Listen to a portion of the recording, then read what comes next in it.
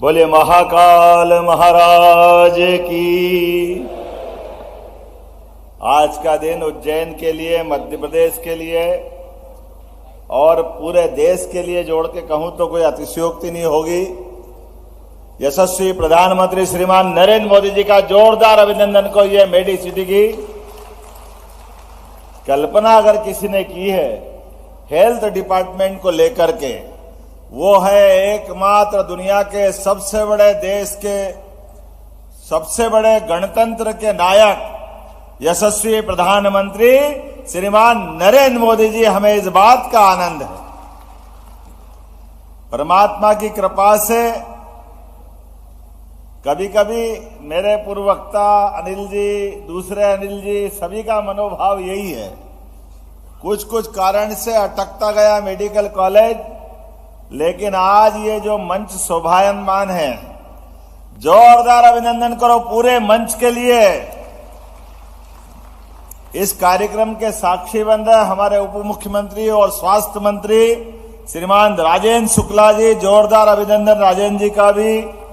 हमारे स्वास्थ्य राज्य मंत्री और सुयोग्य मंत्री नरेंद्र शिवाजी पटेल, इनका भी जोरदार अभिनंदन करो। पूरा मंत्रालय आपके बीच में आया है।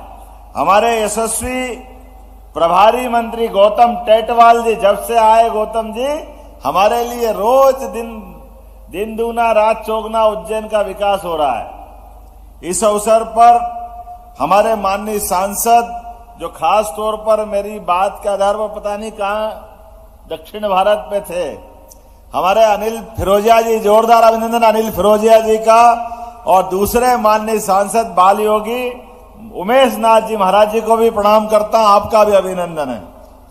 इस अवसर पर हमारे माननीय विधायक श्रीमान अनिल जैन कालूहड़ा जी, जोरदार अनिल जैन जी के लिए ताली वगैरह। और जो नाम बोल रहा हूं क्रमशः, हमारे सतीश मालवी जी, जोरदार अभिनंदन सतीश जी का।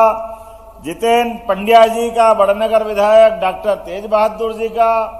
इस अवसर अरुण भीमावत जी का, शाजापुर से हमारे माननीय विधायक महापौर हमारे मुकेश टटवाल जी, सभापति बहन कलावती यादव जी। इस अवसर पर जिला पहले वक्फ बोर्ड के अध्यक्ष, कहाँ है वक्फ बोर्ड अध्यक्ष, डॉक्टर सनवर पटेल जी, आपका भी स्वागत अभिनंदन है। इस अवसर पर जिला अध्यक्ष विवेक जोशी जी, बहादुर सिंह बोर मुंडला जी, हमारे सभी वरिष्ठ नेतागण, सबका जोरदार अभिनंदन कर दो। यहां से वहां तक जिला पंचायत अध्यक्ष से लेकर के हमारे सारे विधायक, पूर्व विधायक, सारे वरिष्ठ नेतागण। आज का दिन तो वाकई परमात्मा ने कुछ खास ही लिखा है, इतना खास कि लगातार पूरे साल, यद्यपि हमारे अपने कई कई कामों की सौगात पूरे प्रदेश में देने को मिल रही है, लेकिन भारत सरकार की योजना के साथ मिलकर के कदम से कदम मिलाकर के चलने में जो मजा आज के कार्यक्रम का आ रहा है, वो सारा कार्यक्रम एक तरफ और आज का कार्यक्रम एक तरफ।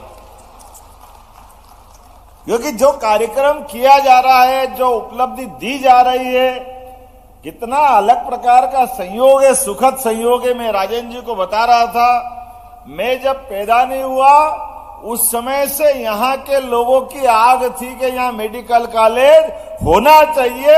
उज्जैन 1965 के पहले 3 दिन बन रहा, मैं पैदा बाद में हुआ, लेकिन वो आग थी, जिस आग के आधार पर केवल उज्जैन नहीं, ये मेडिकल सिटी और मेडिकल कॉलेज सब मिलाकर के जो कंसेप्ट हुआ, परमात्मा की दया से आज हमारे हाथों ये हो भी रहा है। लेकिन उसके साथ एक और जानकारी भी, ये मेडिकल कॉलेज अकेला नहीं है, ना मेडिकल सिटी है। मेडिकल सिटी अब ये पूरा परिक्षेत्र बन रहा है, अपना मेडिकल डिवाइस पार्क, भारत का सबसे बड़ा मेडिकल डिवाइस पार्क अगर कहीं है तो विक्रम उद्योगपुरी उज्जैन में है। हमें इस बात का आनंद है। और उसकी गति, उसकी रफ्तार देखो, लगभग 950 एकड़ जमीन जो वहां हमने रिजर्व की थी, जिसपे काम चल रहा था, 950 अब हमारी खत्म हो गई, फिर 950 नई एक्वायर करना पड़ रही है। ये है स्कोप, ये है भविष्य की संभावना।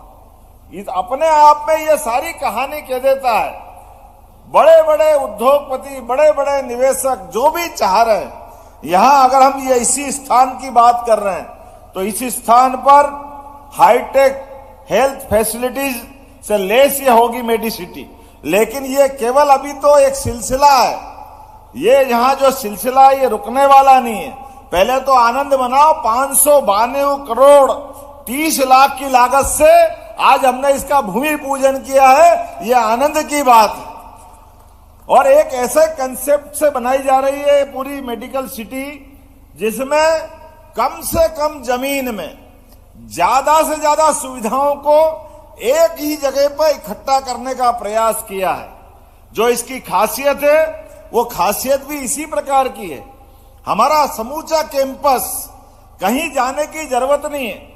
आमतौर पर कॉलेज कहाँ, हॉस्टल कहाँ, रेसिडेंशियल ब्लॉक कहीं और अलग अलग जगह बनाए जाते थे, और ये एकमात्र ऐसा हमारा संस्थान रहेगा जहां पर 13 मंजिल से भी ऊपर वाली बिल्डिंगें बनेगी।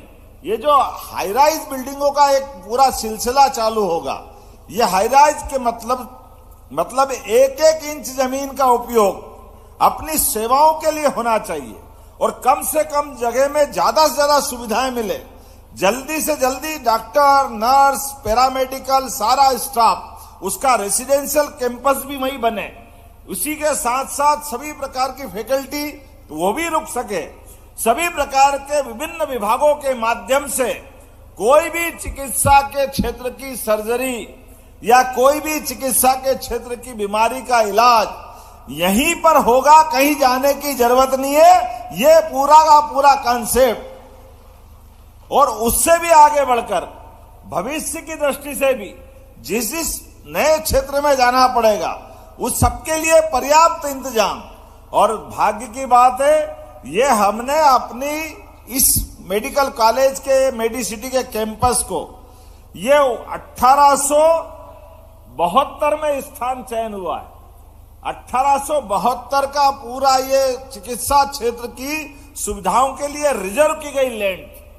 काल के प्रभाव में बाद में 1895 से हमारा पहला नजर अली मिल कैंपस बना इंडस्ट्रियल ग्रोथ रेट के आधार पर अपने यहां पर, और 1895 के बाद बनते बनते विनोद मिल, बीमल मिल, हीरा मिल, ये तमाम जिनिंग प्रेस, ये सारे के सारे अपने औद्योगिक क्लस्टर का जो रूप बना था, मैं आपको गारंटी से कह सकता हूं ये मेडिकल सिटी आने वाले समय में, आज के स्तर पे भी अधिकारी भी यहां मौजूद है।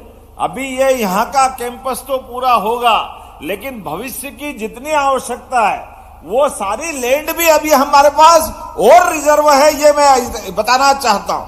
आज अपने यहां पर जब हमारे संकल्प पत्र के आधार पर बात करते हैं, हमने कहा था कि हमारे अपने मध्य प्रदेश की सरकार बनने के बाद हम मेडिकल सिटी भी बनाएंगे। मेडिसिटी के नाम पर हमारे नए आयुर्वेदिक और मेडिकल कॉलेज पे हम पर्याप्त ध्यान देंगे। अगर अपन इसका हिसाब लगाए तो थोड़ा सा अतिशयोक्ति नहीं होगी। आजादी के बाद मध्य प्रदेश के गठन में 1956 से लगाकर हमारे 2003-04 तक कुल 5 मेडिकल कॉलेज इस मध्य प्रदेश की धरती पे थे। छठा रायपुर है, लेकिन वो रायपुर अलग हो गया था तब तक। तो ये 5 मेडिकल कॉलेज 55 साल में मिले हैं। मुझे गर्व है हमारे विचारधारा की सरकार के बलबूते पर आज हमारे पास 17 मेडिकल कॉलेज चल रहे हैं। ये हमारी अपनी इस विचारधारा की बात, और 17 वो और 13 मेडिकल कॉलेज प्राइवेट, अर्थात 13 और 17 ये 30 मेडिकल कॉलेज चल रहे हैं। लेकिन अभी आपको और आधी बात बताई, आधी बताना बाकी है। हमारे पास लगभग 20 साल में 12 मेडिकल कॉलेज बना रहे हैं। हमने वर्तमान में यशस्वी प्रधानमंत्री के नेतृत्व में केवल सरकार ही सब कुछ करेगी ऐसा नहीं, सरकार के साथ समाज का भी सहकार होना चाहिए। समाज और सरकार मिलजुल करके चिकित्सा सुविधा की सारी व्यवस्था बनाए। इसी आधार पर यह निर्णय किया गया। अर्थात अगर आप प्रैक्टिकली देखोगे तो हमारे पास 5 से लेकर के 2024 तक हमारे पास ये सरकार के समय तक अभी 3 मेडिकल कॉलेज नीमच, मंदसौर और सिवनी, जहां 100 मेडिकल की सीटें आई, इनको मिलाकर 17 मेडिकल कॉलेज आज हमारे वर्तमान में संचालित है। लेकिन 17 मेडिकल कॉलेज के आधार पर जो मैं बात कह रहा हूं, ये 12 मेडिकल कॉलेज अर्थात नए जुड़े, लेकिन एक ही साल में पीपीपी मॉडल पर 12 मेडिकल कॉलेज इसी महीने दिसंबर में हम उनका टेंडर फाइनल करके नए कॉलेज जोड़ने जा रहे हैं अगले साल की दृष्टि से। ये बड़ी सौगात है। 12 हमारे पास बन के तैयार हुए, लंबा समय चला गया, लेकिन आज के इस बदलते दौर में हमारे जो हॉस्पिटल है 400 क्षमता के, 300 क्षमता के, इन हॉस्पिटल को जोड़ करके मेडिकल की शिक्षा, यह बहुत मामूली बात है, ऐसा होना चाहिए। हमारे लिए आपकी जानकारी के लिए बता दूं, जब सरकार हमारी बनी तो पहले 2 अलग अलग मंत्रालय थे, मेडिकल एजुकेशन अलग, सामान्य हमारा चिकित्सालय विभाग अलग, 2 मंत्री अलग अलग काम करते थे। आने के बाद हमने सबसे पहले काम ये किया, 2 अलग अलग नहीं रहना चाहिए, एक ही रहना चाहिए, और एक बनाने का काम किया, और एक की जवाबदारी राजेंद्र हमारे शुक्ला जी को दी है, जो डिप्टी सीएम हमारे पास। हमारी सरकार के पैसे का एक एक उपयोग सदुपयोग में बदले, व्यवस्थाओं पे नियंत्रण हो, और भविष्य में वो अच्छी छलांग लगा करके सरकार के माध्यम से सभी मंत्रालय काम करना चाहिए। इसलिए एक नहीं, कई सारे सेक्टर में काम कर रहे हैं। इस हेल्थ के सेक्टर में मैं बताना चाहूंगा, पूरे देश में एकमात्र राज्य मध्य प्रदेश है। बड़े लोग, हम पहले कभी टीवी में देखते थे कि कोई मेडिकल का बीमार हो जाए तो उसको एयर एम्बुलेंस से लिफ्ट कराते, हेलीकॉप्टर की एयर एम्बुलेंस से ले जाते। हमारे पास इतने बड़े देश के अंदर जब यशस्वी प्रधानमंत्री ने आयुष्मान योजना लागू की है, तो मुझे इस बात की प्रसन्नता है, 3 महीने से भी कम समय में हमने एयर एम्बुलेंस की सुविधा देने का काम किया है मध्य प्रदेश की धरती के ऊपर। पहली बार जो लगातार सिलसिला चल रहा है, नजदीक में कोई हवाई पट्टी हो, एयरपोर्ट हो, हवाई अड्डा हो, तो हमारे विमान वहां जाकर के व्यक्ति को लिफ्ट करने कर जहां उसकी बीमारी अच्छी हो सकती है वहां पहुंचाएंगे।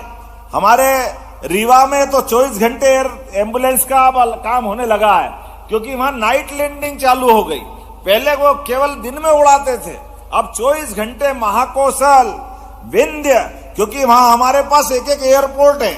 इसलिए आज के जमाने में केवल एयरपोर्ट को हमारी व्यक्तिगत सुविधा के बजाय जीवन उपयोगी चीजों से जोड़ के चल रहे हैं। और एयर एम्बुलेंस में हेलीकॉप्टर, जहां हमारी हवाई अड्डा नहीं है वहां हेलीकॉप्टर से उठा के ले जाएंगे, लेकिन व्यक्ति की जान बचाना ये हमारी सरकार की जवाबदारी है, और हम इस पे काम कर रहे हैं। अभी नक्सलाइट हमले में जो हमारा जवान घायल हुआ, कल की बात है, आप समाचार पत्रों में देख रहे होंगे, एक गोली लगी, गोली लगने के आधार पर व्यक्ति घायल होकर के गोंदिया हॉस्पिटल में भर्ती करा, लेकिन 2 दिन में गोली नहीं निकाल पाए। कोई कारण हो सकता, गंभीर चिकित्सा की व्यवस्था है, तो डॉक्टर और कलेक्टर दोनों ने रिकमेंड किया कि एयर एम्बुलेंस चाहिए। चुटकी बजाते हुए एयर एम्बुलेंस पहुंची, व्यक्ति को शिफ्ट कर दिया। यह अपनी सरकार की भावना है, 1 रुपया किसी का नहीं लग रहा, केवल आयुष्मान योजना के माध्यम से। और अब तो यशस्वी प्रधानमंत्री ने और आगे बढ़ाया है।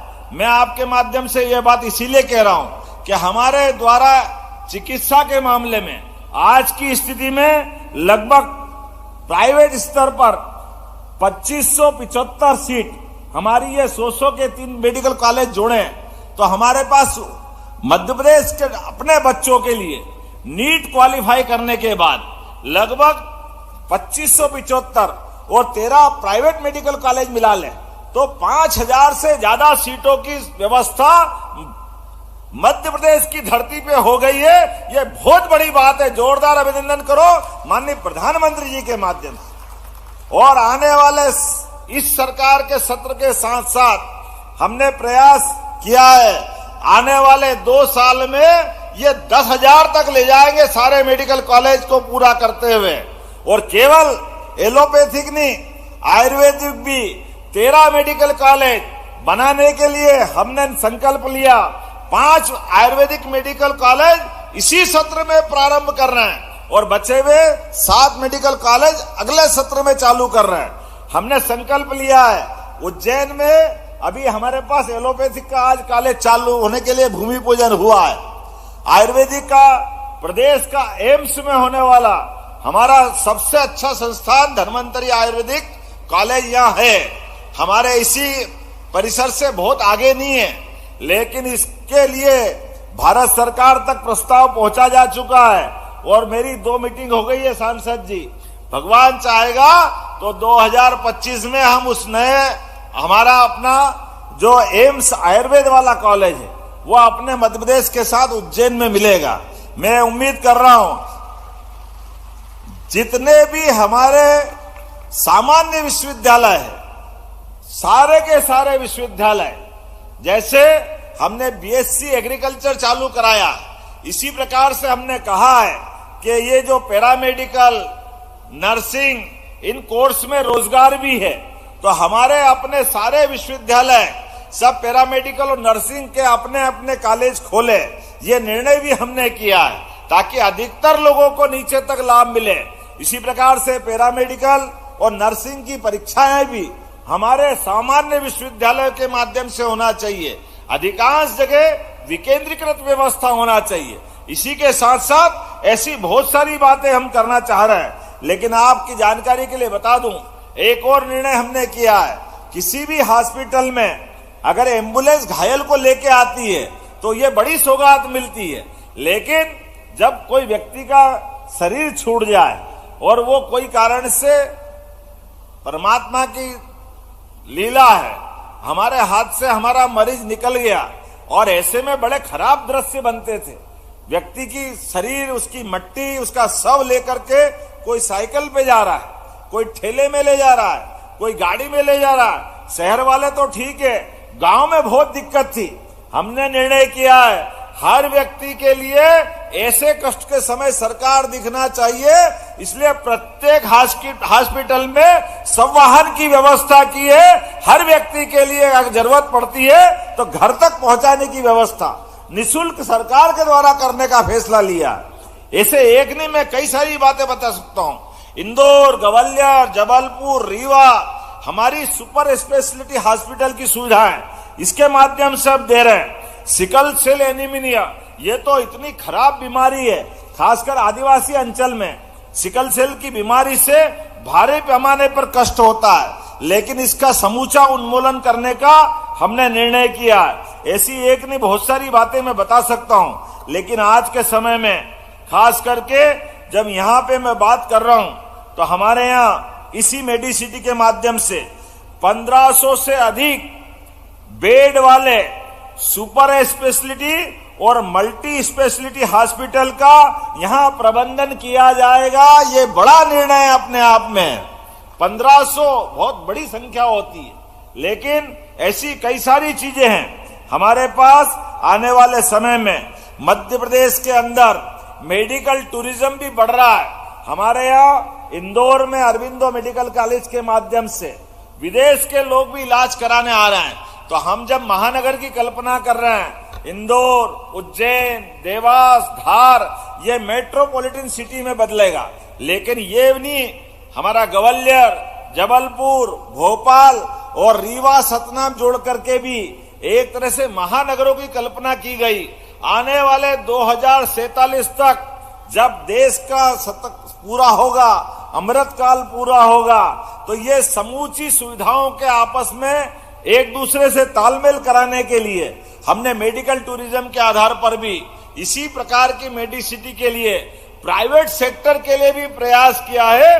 प्राइवेट सेक्टर के लोग आकर भी हमारे यहाँ पे केवल अपने देश वाले नहीं, केवल अपने प्रदेश वाले नहीं, विदेश में भी, आपकी जानकारी के लिए बता दूं, विदेशों के अंदर जो लोग रहते हैं उनके साथ एक कठिनाई है, सब कुछ इंश्योरेंस पे है, लेकिन सामान्य बीमारी का इलाज कराने जाए हॉस्पिटल में तो बीमारी के लिए जांच के बाद ऑपरेशन के लिए 1 साल, 2 साल, 3 साल, 4 साल आगे तक नंबर लगते हैं। उनका ये प्रबंधन नहीं है। आज बीमारी मालूम पड़ी कल अपनी इलाज करा लो। ये व्यवस्था अगर कहीं है, ये भारत में जोरदार अभिनंदन करो माननीय हमारे सभी शिक्षा कर्मियों के साथ स्वास्थ्य अधिकारियों, स्वास्थ्य से जुड़े सब लोगों के लिए ये इतना अच्छा प्रबंधन है।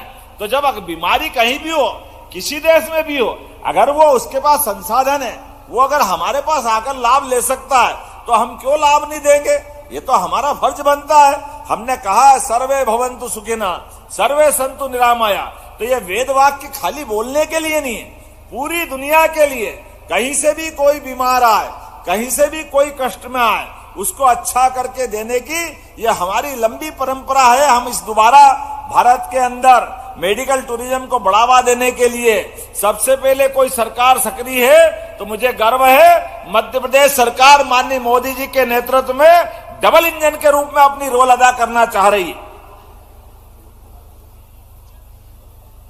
अभी अनिल जी, मैं आपसे कुछ बातें छिपा रहा हूं, क्योंकि जो थाली में है उसकी बात करो। अभी जो नहीं है, मालूम पड़ा थाली में सब्जी पूड़ी, तो इसका आनंद लो। कल लड्डू वाफले मांग रहे हो, वो भी मिलेंगे, चिंता मत करो। मालपुआ भी मिलेगा, उसकी चिंता मत करो। आज का जो आनंद है, लेकिन फिर भी अब आपने कहा तो वहां से उठ कर आया अनिल जी, हमारे उज्जैन के अंदर लगभग 125 साल पहले, लेकिन सिंधिया महाराज ने तो उसका कारण लिया था। 125 से 150 साल पहले कलेक्टर कार्यालय, पहले सूबेदार कार्यालय के नाम से जाना जाता था, हमारा गोपाल मंदिर पे लगता था। बाद में उसको शिफ्ट किया कोठी पैलेस पे, लेकिन बड़े दुर्भाग्य के साथ कहना पड़ रहा है, इतनी दूर उस समय तो कुछ था ही नहीं, लेकिन वहां जब वो कार्यालय स्थापित किया। लेकिन आज हमारे माननीय मंत्रीगणों को बताना चाहूंगा, आज की स्थिति कैसी है कि हमारे यहाँ वो उस समय केवल जिला कार्यालय था, जब संभाग कार्यालय होगा और बड़े बड़े कार्यालय आ गए। अब आईजी अपने घर से कार्यालय चला रहा है क्योंकि जगह नहीं है, डीआईजी यातायात थाने से कार्यालय चल रहा है क्योंकि जगह नहीं है, कलेक्टर 2.5 किलोमीटर दूर बैठते हैं, एसपी फ्रीगंज में बैठते हैं, ये जो अलग अलग बैठते हैं। और हमारे लिए तो और आनंद की बात है, जब धर्मस्व का संचालनालय भोपाल से चल करके वो भी उज्जैन में आ गया है। पूरे प्रदेश के धर्म स्थानों के लिए भी अगर प्रबंधन करने की व्यवस्था रहेगी तो उज्जैन में रहेगी। ऐसे में हमने योजना बनाई है, फ्रीगंज के अंदर हमारा पुलिस कंट्रोल रूम के सामने पुराना माधवनगर थाने वाली जगह पर नया कलेक्टर कार्यालय बनाने वाले हैं। इसके संबंध में सारी प्रोसेस कर दी है। हमारा 150 साल लग गए एवरेज रूप से तो पूरे शहर में आने का कलेक्टर कार्यालय का, लेकिन इन सारी सौगातों के पीछे बहुत सारी बात है। एक बार में मत वसूलो, अब आप पधारो, मेरे को दूसरी बात भी करना है।